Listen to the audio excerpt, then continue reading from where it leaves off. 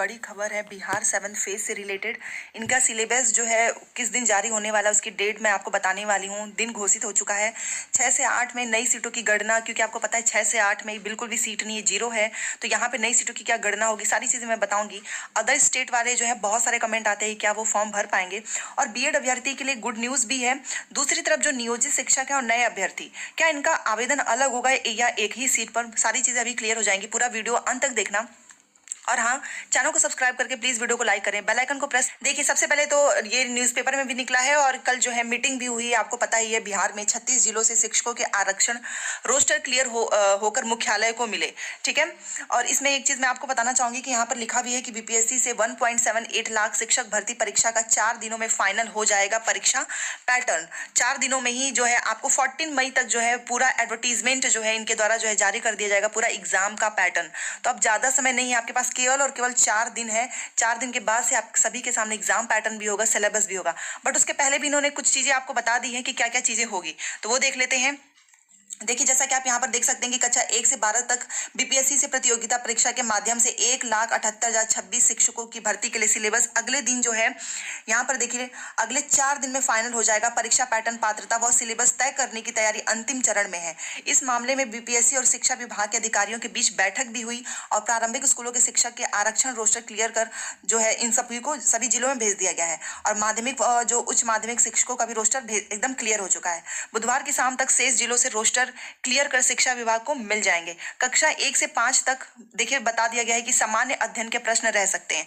GS के प्रश्न रहेंगे जो लोग 1 to 5 के टीचर बनना चाहते हैं। और 6 से 8, 9, 10, कक्षा 11 से 12 के लिए सामान्य अध्ययन के साथ साथ जीएस के साथ साथ आपने जिस भी सब्जेक्ट से ग्रेजुएशन किया होगा या जो भी सब विषय होगा आपका उससे संबंधित प्रश्न होंगे। और 100 अंकों के ऑब्जेक्टिव क्वेश्चंस होंगे, केवल 100 अंक के प्रश्न होंगे, नेगेटिव मार्किंग होगी नहीं, उसी पे आपका चयन होगा। और अंतिम रूप से 4 दिन में एकदम तय भी हो जाएगा।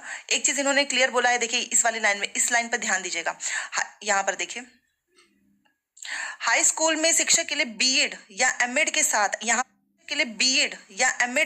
यहाँ पर एसटीटी उत्तीर्ण होना अनिवार्य होगा। प्रारंभिक स्कूलों के लिए डीएलएड या बीएड के साथ टीटी या सीटेट उत्तीर्ण करना अनिवार्य होगा, तभी जाकर आप ये एलिजिबिलिटी जो है पूरा कर पाएंगे। और वहीं पर जो शिक्षा मंत्री हैं उनके द्वारा एक बयान आया है कि इन्होंने एकदम क्लियर बोल दिया है कि नियमावली जो है नहीं बदलेगी। और जो लोग भी इसका संशोधन करना चाहते हैं तो वो बता रहे हैं कि सरकार की नीति स्पष्ट है, और जो इसके विरोध में है कि नहीं नियमावली ये एग्जाम नहीं होना चाहिए, तो देखिए नियोजित यहाँ पर लिखा भी है कि जो लोग विरोध में उन्हें युवाओं के हित में नियमावली के समर्थन में खड़ा होना चाहिए। गौरतलब है कि शिक्षक संगठन की मांग है कि नियोजित शिक्षकों बिना शर्त राज्यकर्मी का दर्जा दिया जाए, बिना परीक्षा उन्हें नियुक्ति पत्र दिया जाए। तो ये सारी चीजें इन्होंने बोला है। और भी चीजें मैं आपको दिखाना चाहूंगी। शिक्षक नियुक्ति की नियमावली का विरोध अनुचित शिक्षा मंत्री, इन्होंने कहा है कि बिहारी युवाओं के लिए बड़ा अवसर है और नियुक्ति प्रक्रिया काफी आगे पहुंच चुकी है, अब इसमें कोई बदलाव नहीं होगा। इन्होंने बोला है कि देखो, इन्होंने कहा है कि शिक्षक की नियुक्ति के लिए बनी नियमावली का विरोध अनुचित है। यह बिहार युवाओं के लिए बड़ा अवसर है और आप इसको एक अवसर के रूप में लो और एग्जाम को क्लियर करो, क्योंकि हम जो है बिहार की बेरोजगारी को दूर करना चाहते हैं और यह राज्य और शिक्षा हित में सरकार की बहुत बड़ी पहल है।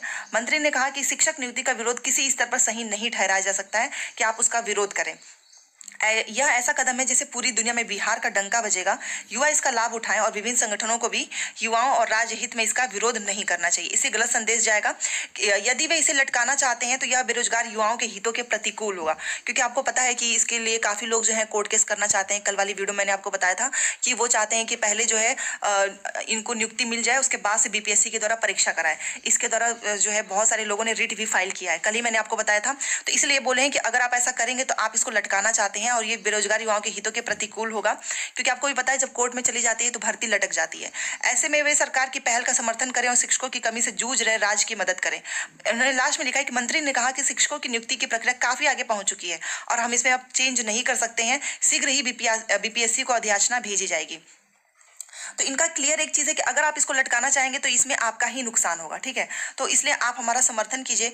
और इन्होंने मंगलवार एक चीज और इन्होंने देखिए यहाँ पे लिखा है कि मंगलवार को उन्होंने यह बात पत्रकारों से कही। उन्होंने कहा कि जो लोग शिक्षक नियमावली का विरोध में है उन्हें इसके समर्थन में खड़ा होना चाहिए। इसका विरोध शिक्षा हित में नहीं है। उन्होंने कहा कि बिहार जो है ज्ञान की भूमि रही है, इसको वापस लाना है। सरकार की तरफ से उसी दिशा में कदम बढ़ाया गया। यदि कोई संगठन आंदोलन का रुख करता है तो वह उचित नहीं है, क्योंकि बार बार धरना प्रदर्शन और कोर्ट केस ये सारी चीजें हो रही हैं, इसलिए इन्होंने ये बात बोली है।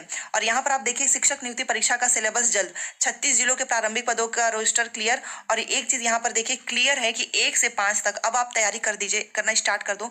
जीएस आएगा ही आएगा, और 6 से 8 में भी जीएस आएगा, प्लस आपका सब्जेक्ट भी रहेगा, ऑब्जेक्टिव ही क्वेश्चंस रहेंगे।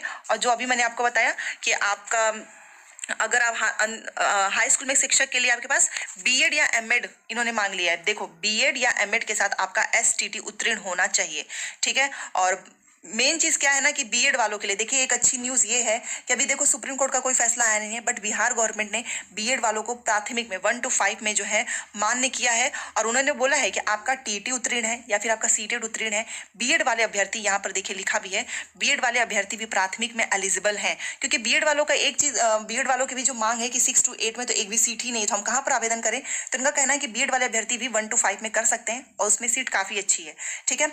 दूसरी तरफ एक चीज और मैं आपको बताना चाहूंगी, देखिए तो सिलेबस आपका 14 मई तक जारी हो जाएगा, और 6 से 8 में नई सीटों की गणना, क्योंकि आपको पता है कि बिहार में जब से ये बहाली आई है इसको लेकर बहुत सारे विरोध हैं। आपने तो कई बार देखा ही होगा न्यूज़पेपर में, वहां पे बच्चे काफी विरोध कर रहे हैं। इसमें रिट भी फाइल किया गया है, इसीलिए शिक्षा मंत्री का जो है रिक्वेस्ट है कि आप लोग ऐसा ना करें, नहीं तो भर्ती जो है लटक सकती है।